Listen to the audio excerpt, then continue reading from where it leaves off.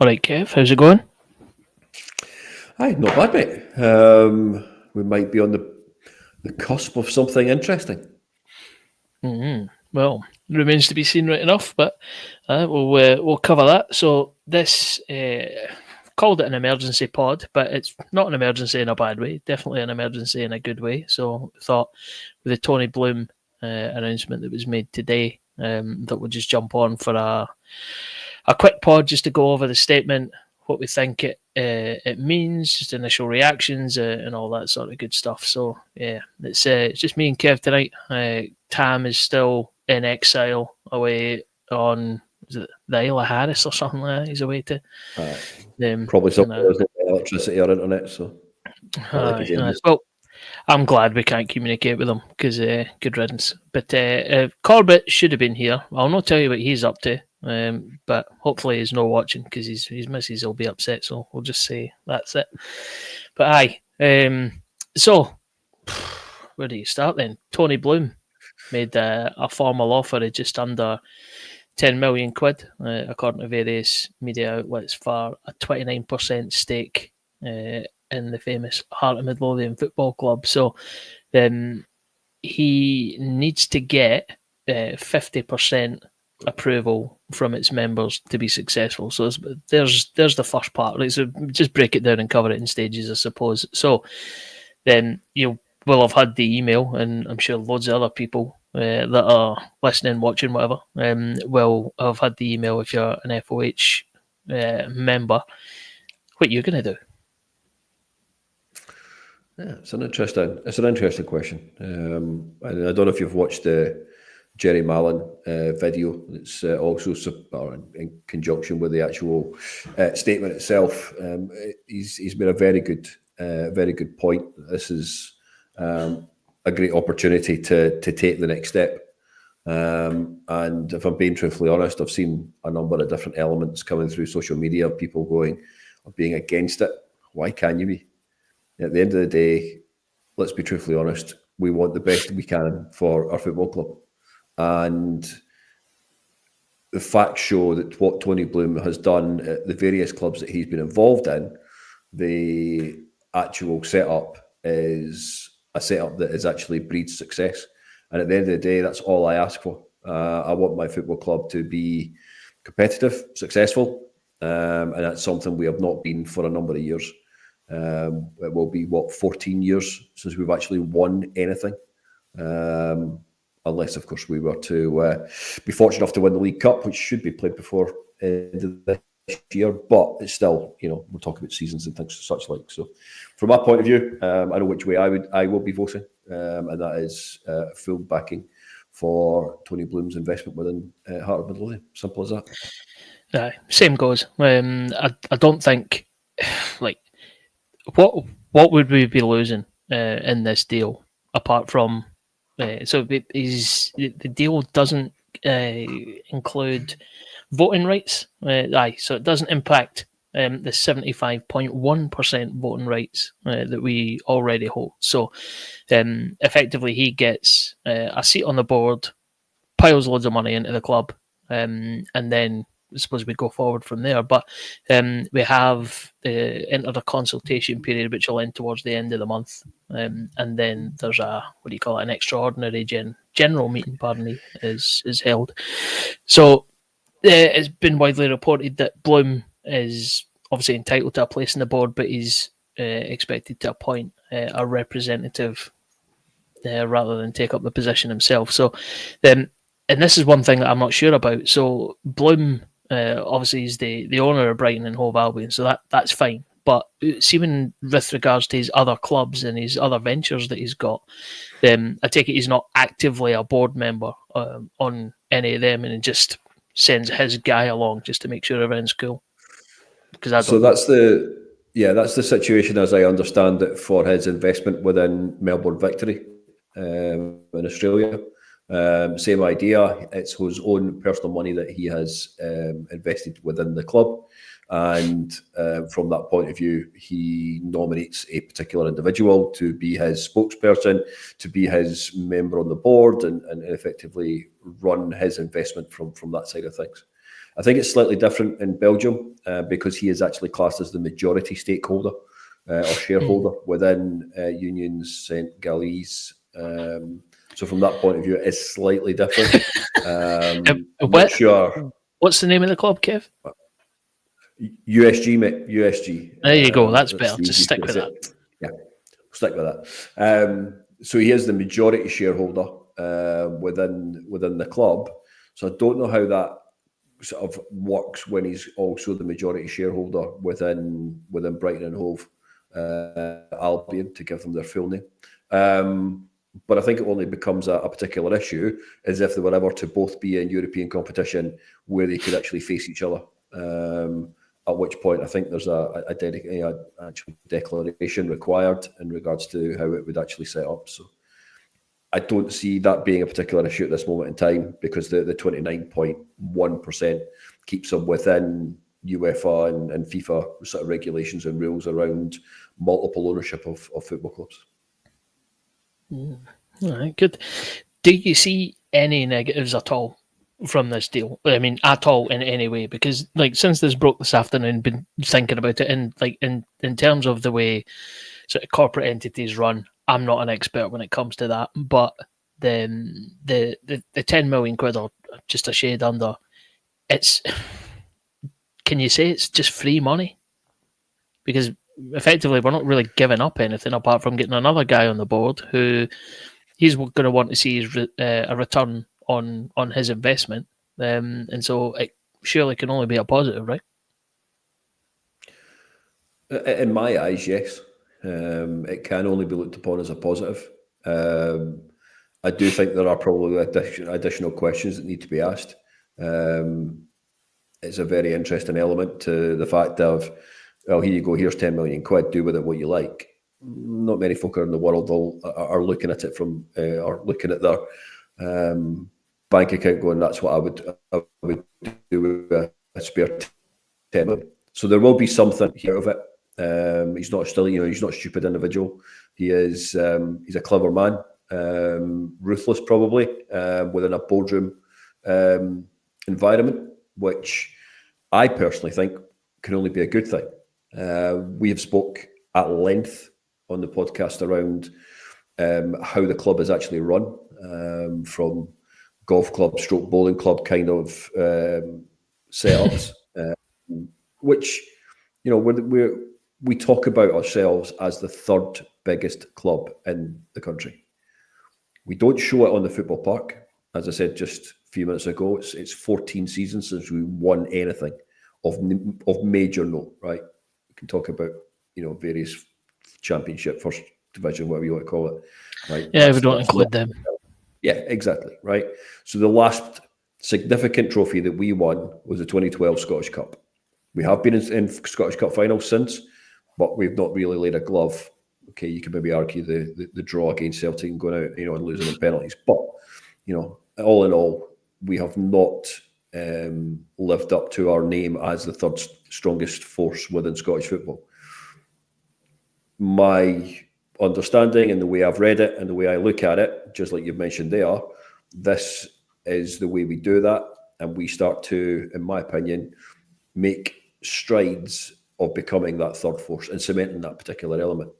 And that is done by having a strong boardroom, strong individuals who understand business, but also understand that without an actual product on the park, you don't have a business. It's as simple as that. We spoke about it, what makes you, especially you, Ando, what makes you fork out your money for your season ticket and then every second week or every weekend, whatever it may be, fork out money to to travel up from the north of England to go to a game. The only thing that makes you do that is what's the product, or the product that's on the park that you want to come and see. And of course, exactly. And hence the reason I've not been at a game for a good couple of months now. But let's not get on. Half the reason I come up is just so I can sit next to you and hear your drunken rants and shouting at people that can't hear you. So it's entertainment value. If there's no entertainment on the park, then you at least provide it. But I think it's important to marry up this this money that's coming. So, let's call it 10 million that's coming along. But it's not just that. Obviously, we're well plugged into the Jamestown analytics thing as well. So obviously the jury's still out on that. We've made a number of signings, and I suppose only time will tell whether they're good enough. I think on first viewing anyway, some of them appear to be a bit of a swing and a miss. But then in the fullness of time, with a new manager and whoever that might be, and with a full pre-season and better tactics than Critchley put on the park, then we might see a difference there. But I think it's important to marry up just the strength for me. I think on just the £10 million coupled with the Jamestown analytics, because that does put us not necessarily next level, but it's a step forward in the right direction, which is up the way to start rubbing shoulders with the teams that we should be. Because to your point, for too long it's been cheap options, bowling club mentality, and just accepting mediocrity. Again, while he doesn't have any sway in terms of voting rights or anything like that, I think his business acumen and his man that's going to be, or person that's going to be sitting on the board, just overseeing things, I think can definitely be a force for good, and hopefully it opens up a bright new chapter. But it's obviously up until what did I say, the end of May, when we're in that consultation period. Yeah, and then there's a vote to accept the proposal. So if you're watching, fire in the comments if you're a naysayer. I think pretty much every Hearts fan that's worth anything would be voting for this. So maybe a case of onwards and upwards. So here we go. But then a question that I've got as well, which is, of that 10 million quid that comes in, right, do you think he'll put any caveats on it with regards to where it's spent? So, like, are we going to make sure that that's for the product on the park, and nothing like building Tynecastle Hotel Part 2 or anything daft like that? I think if he's putting his money, I keep saying donate, but it's not the right not thing. If he's investing his money, he's going to want to make sure that it's spent properly. And so I guess we'll probably never know what the terms and conditions of the deal actually are. Maybe we will, but you'd like to think that the guy's going to be clever enough to say, right, this money's coming to you, make sure it gets spent effectively. Yeah, to touch on a couple of those points, I think you're right. I think it would be nice to understand, how does he want that £10 million investment to be distributed? Is it straight £10 million that goes into the coffers, and that is solely for the first team and for player purchases? Or is it a case that actually it's a percentage goes towards player purchases and a percentage goes to improving or renewing and upgrading the existing contract that we have, an agreement we have with the Oriole, and improving that particular element? Does it? And I've just seen birthday boy Neil Rennick's message there about, does it open up for a new calibre of manager? Well, that's an interesting element as well. I think there's definitely going to be parts within the actual contract that we will never see. But as being Hearts fans, as being part of the group chat, we love making it all up. Let's be honest, we have seen a number of different names that are supposed to be announced as new managers in the past 24, 48 hours. So these kind of elements we'll never know, but it would be nice to understand a bit more. And I'm sure, if I remember rightly, in the interview with Jerry Mallon, he does talk about the club doing a lot more sort of communication, both in person and via social media, via email, via whatever other sort of whatever means, which I think will be interesting to hear. I think to actually attend, for those people who do have questions, to attend one of those particular events, understand what particular detail and information is being shared. The more information you have, the better you can effectively make a decision. But from what we've said so far, or what we've heard so far, I don't really see why Hearts fans wouldn't approve it. I really don't, because it improves us from where we are currently. 100%. We've all spoke about how poor a season we've had. Why have we had a poor season? Well, probably the turnover of players hasn't been there. We've not got rid of Corbett, yourself, Tam. We've all said it. There's certain players in that team that should have been moved on years ago. Haven't been. You have to bring in the next caliber of player. You've got to always continuously raise the bar in regards to what you bring in and what expectations you have on the football park. That's been missing. From that point of view, whoever Tony puts forward for a seat on the board, I would hope would have that understanding, that mentality, and from that point of view, share that mentality with a number of other people who sit around that boardroom table. So just going to look to the comments on YouTube so far. Anyone that's listening back on the audio, you won't be able to see these, obviously. So Xander saying that if I was Bloom, I would have guarantees of resignations come this summer. These buffoons have shown us how inept they are at spending cash, which is absolutely a fair point. Neil Rennick, does this open up a new calibre of manager that may now be interested in managing Hearts? And I think that's also a fair question. I think, yes, it probably does, but then, we keep talking about the 10 million quid and where it's going to go. There's some people saying that 6 million to go to the playing squad. I heard from Ullapool Hearts. Then somebody else, and I've lost the comment already, saying that it might be used. Neil Rennick again saying that Malin said in his interview that some would be used on facilities.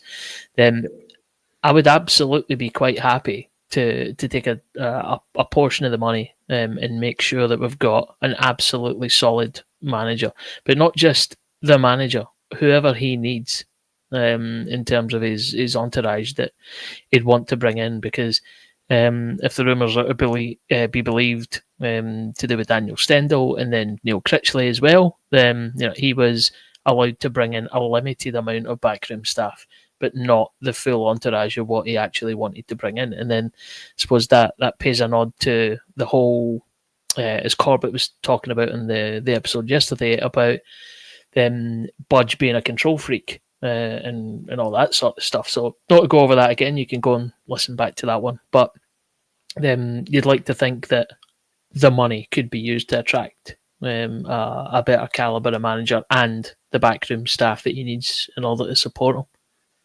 Yeah, we spoke about it, at length back when Critchley was appointed. The original chat, the original story that we had got from the club or from people within the club was that Hogmo was going to be getting the job. It was virtually a done deal, but something happened.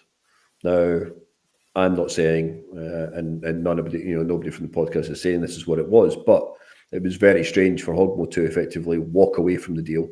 Critchley then to be signed and given the role, and then within 24, 48 hours, Liam Fox to be in his number two.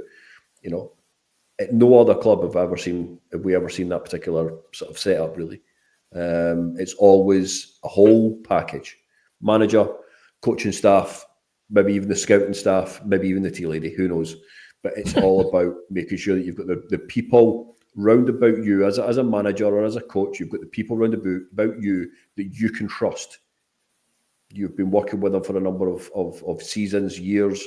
You've maybe known them if they're an ex-player, for example. They maybe played together at some point at some club, and they have got a connection. They know perfectly well how each other works. That's the kind of stuff that seems to work pretty well. And then you draw on Nielsen's first stint as manager. He brought in Stevie Crawford. The two of them were good mates. The two of them had worked together. And from that point of view, it worked well. Then you start to see other changes happening within the club. And let's be honest, nothing really has worked as well as that particular sort of setup. Stendel wasn't allowed to bring in his own guys. It would appear that Critchley also wasn't allowed to bring in his own guys.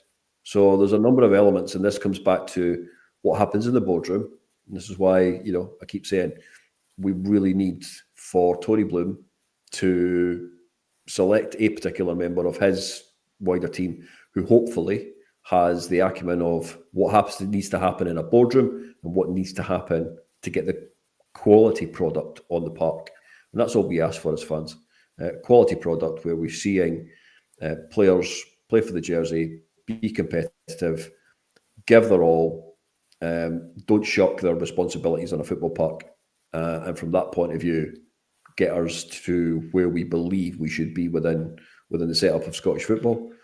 And what's the next step? Well, the next step, as far as I'm concerned, with correct investment, a turnover of players making profit, and yes, McInnes could be that guy to do that. He's done it with Aberdeen. Then from that point of view, that's where you then start saying, right, we now change our objectives. Our objective is no longer to finish third. What we now need to do is we now need to move into that place, that second, and really properly contest second place. Really push for it and move forward with our sort of season after season objectives. And I'm not saying that happens in 2 seasons' time. That's 5 it's 5 years down the line. What we have to do, we have to consistently be finishing in third. Then from that point you push on, and by that point, hopefully, that initial investment of 10 million from Tony Bloom starts to multiply tenfold, because you're bringing a player in for 2 million, but you're selling them for 3.5. You're then using that 3.5 and spending 2.5 million on a player plus wages. Remember that it's not just about buying the player; it's about also having the right wage structure in place. And then from that point of view, what you start to do is you start to improve season on season, and with it, that gives you the opportunity to actually thrive as a football team. There you go. So again, just back to the YouTube comments again. Kev Mack asking the question: will the ladies' team get some of the cash? No. Interesting. That's one thing that has came out, is that it's for the men's first team. Okay, good stuff. Kev Mack also saying the rumours are that Anne Budge is off. I'll reserve comment on that one for now, but I think our feelings on the Budge situation are quite clear. And then Stuart Lawrence following up with a comment saying, if she does leave, it'll be interesting to see who ends up as chairman. So obviously we're talking ifs, buts and maybes, but just to go back to what you said a minute ago about being over the next 3, 4, 5 years being getting better and better and better. So I'm hearing that 10 years time, just about when I'm ready to retire, we'll be winning the Champions League. Yeah, and because you've retired, you'll also have time to actually go and do that travelling across home and away. You'll be fine, mate. You'll be absolutely bob on.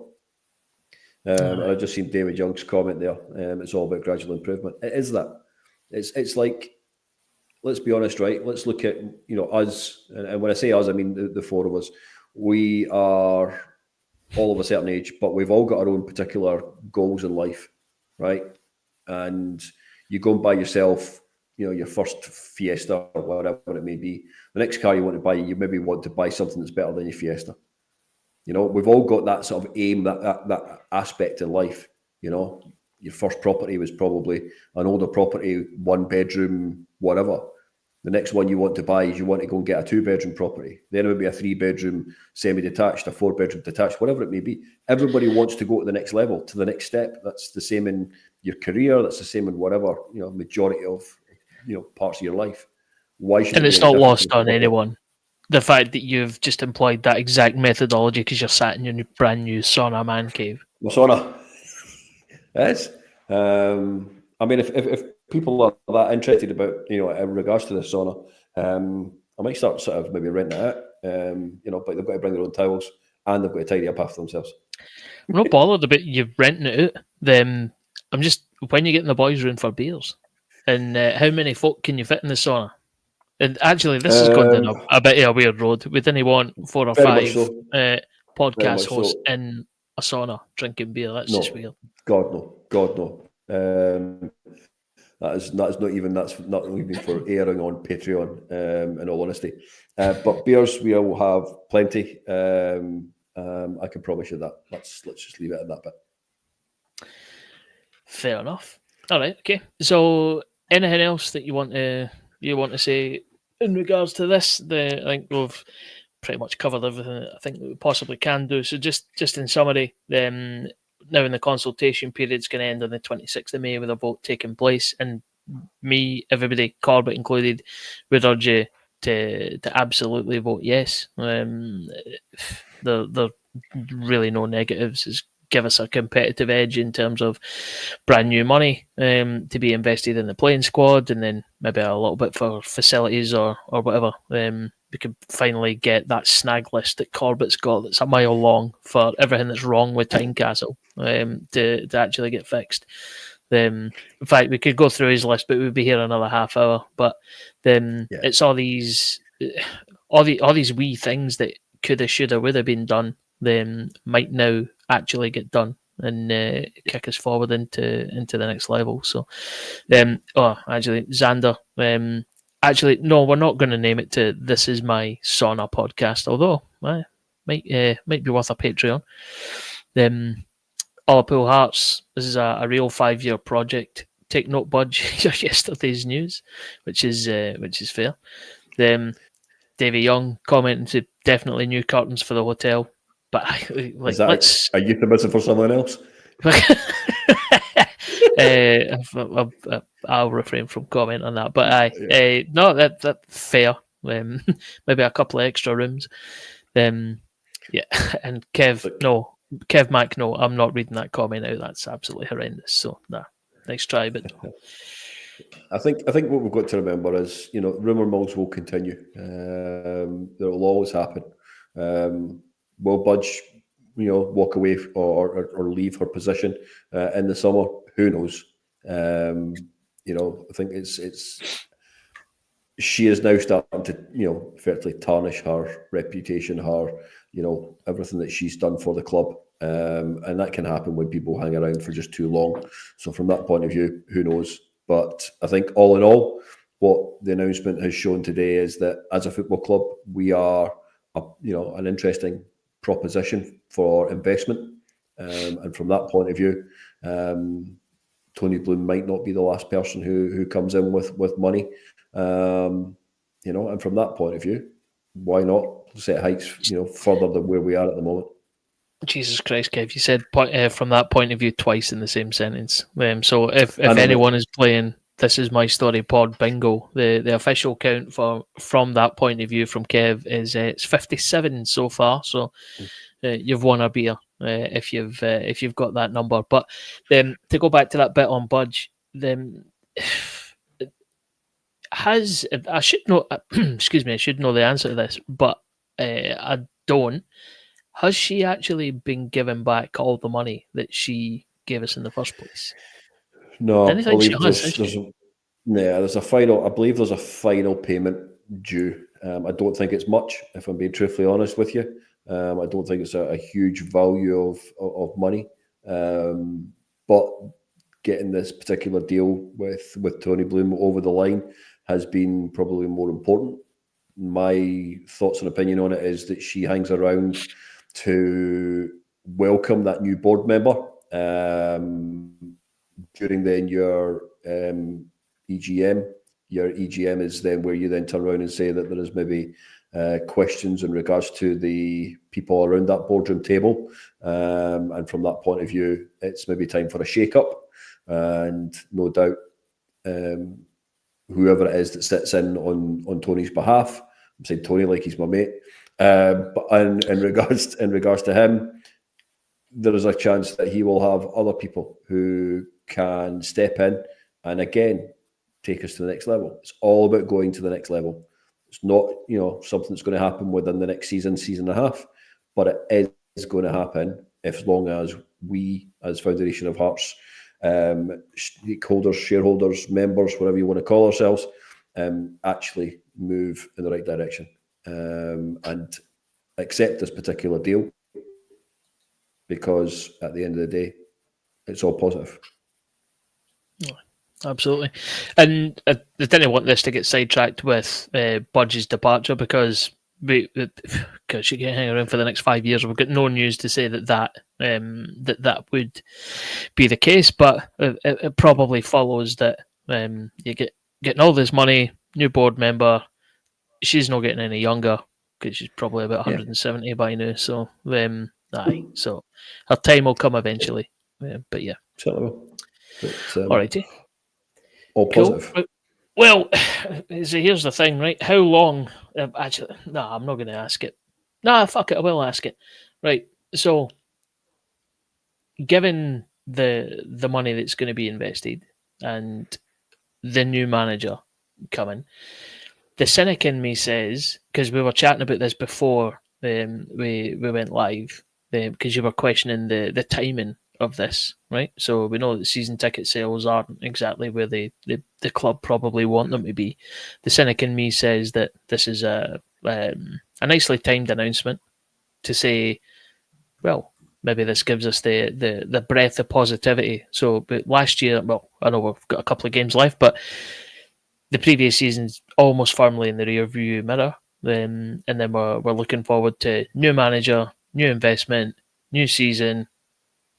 Everyone just sort of says, right, cool, don't worry about that, and let's go forward with positivity. Do you think there's an element of that with today's announcement? Again, tinfoil hat. If Corbett was here, I'm sure he'd have comments on it. And and for full disclosure for everybody, then Corbett is obviously well connected and plugged into Hearts, not to the same degree that Ando and fucking hell, I'm reading names off a screen here. That me and Kev are.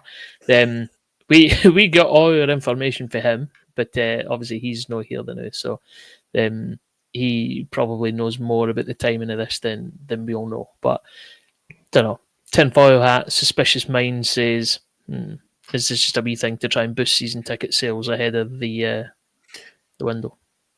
Yeah, I mean, there's and it was going to happen anyway, right? But it's just the timing of it. Yeah, there's a number of different elements around it. It's an interesting time to actually make the announcement. It maybe does deflect from a number of different elements from the club's point of view. But let's be truthfully honest, we need to have we needed something. Let's be truthfully honest, and what it does mean is it sets up that with investment, then really third place you've got to achieve it next season. It's as simple as that. Anything less than that, given the amount of money that's been invested, could be looked upon as a failure. But I'm just going to add a caveat in there. We need to still trust the process. I know we're fickle fans. We are probably possibly one of the worst, in terms of that. But again, this comes down to communication, understanding what our objectives, what the details look like. And I've seen somebody, I don't know who it was, so apologies, but it did say third in cup finals. Yeah, that should be our objective every single season. Both League Cup, both the League Cup and the Scottish Cup final. That should be your objective. Win one of them and get third place, and that is written into your contract. That is what you've got to do. So, as I say, it's not going to happen overnight. It will take a bit of time, but making sure that you actually choose the right people to run the boardroom, run the club, and then run the actual football team is really, really important. So, from that point of view, yeah, we've got to be positive, and yeah, let's get that investment over the line and start to look to hopefully positive times. Aye, and finish off by saying that I'm not even going to try and pronounce whatever that name is, but whoever it is has said, watching the Barca Inter game, scary to think that that's us in about 5 seasons, and that is absolutely the truth. And then the final comment from Liverpool Hearts for tonight, Corbett would have an opinion, Tam would just say, dunno. And that's absolutely accurate. Yeah, exactly. Yeah. Alrighty. Cool. Well, Great way of everyone on finishing. YouTube, thanks for joining us for the ad hoc emergency pod. Normal service will be resumed next week. I'm pretty sure Corbett will be back in the hot seat. We've got no idea whether Tam's going to make the ferry back from Harris or if we just pay to keep him there. Don't know. We'll wait and see. He But could move in with Liverpool Hearts, Liverpool Jumbo. aye, true. Aye, like, be worried. Liverpool Hearts is just on your doorstep. Aye. All right, guys. Cheers for watching. Cheers for listening, and we'll see you all again soon on the next one. Cheers. Corgi rules.